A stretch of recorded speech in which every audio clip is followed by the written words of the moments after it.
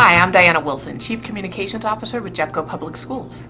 I'm here with your Now Boarding Report, and if you aren't familiar with this segment, it's basically an update on what our Board of Education is doing here in Jeffco. If you aren't familiar with our school district, we have 86,000 students in 157 schools. Our school board consists of 5 members. They are all elected, but none of them are paid, so they invest quite a bit of time to make sure that our kids are doing well in our county.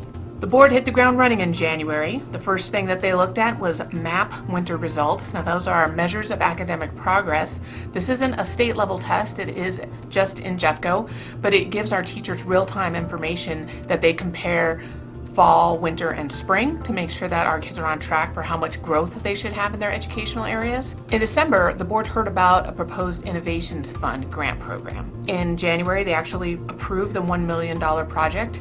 This is a new addition to this year's budget where anybody in the district can go and turn in essentially a grant application for part of this $1 million.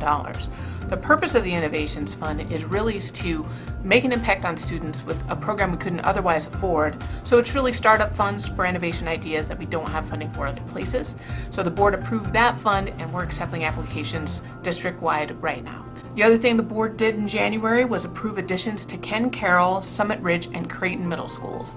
If you aren't aware, our 6th graders are currently in elementary schools, but next year we'll start transitioning to middle school. So we'll have a K-5 and then 6, 7, 8, and then 9, 12 school models. There is some variation in our district, but for the most part, the district will be moving 6th graders out of elementary schools and into middle schools, a big chunk going next year and another chunk going the year after that.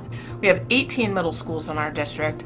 Most of them had room for 6th graders. They were initially built for 3 grades, but we did have a few that weren't quite large enough, so we had to do some additions, and the board approved those additions for the following school year. Another task that our school board jumps in to in the spring is communicating with our legislators. And the reason that you want to keep good communication open with them is because a lot of legislation goes to the state. So our school board met with our representatives, talked to them about what's going on in our district as well as what's going on statewide, tried to get an idea of what kind of things would be going to the state for approval through the House and Senate this year, and give them our biggest needs, which typically is funding. Our state legislators, however, had questions about different things as well.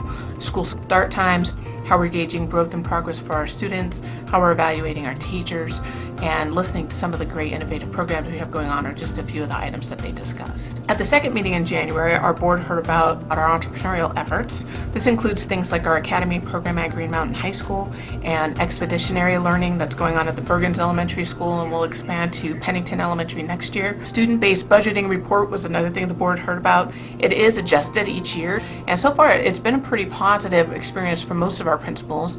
Of course, there are pros and cons, and that's what the board wanted to hear about. It's in preparation for their big role in approving the budget for next school year. The board also heard about the Colorado Education Network.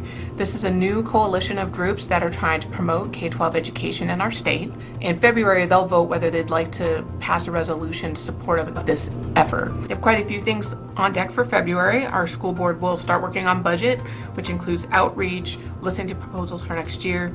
Charter schools, we have about 10% of our schools in our district are charters, so they are reviewed and renewed by the board, so they'll start the charter renewal process for several of our charter schools. Also this spring, the board will start reviewing our strategic plan. In October, Dr. Glass, our superintendent, released Jeffco Generations, which is a vision for our schools. Now it's time to take that vision and make hard decisions as far as what our goals are. This of course means where we'd like to invest dollars and staff time and how that will affect our students. And they have a variety of other meetings in addition to keeping in touch with our state legislators. They also keep in touch with our municipalities and our county. For example, they have a meeting with Lakewood City Council on the books where they'll be talking about parking at Lakewood High School. If you're interested in more about what our Board of Education is up to, please check out jeffcopublicschools.org. Thanks for joining me, and I will see you again in March.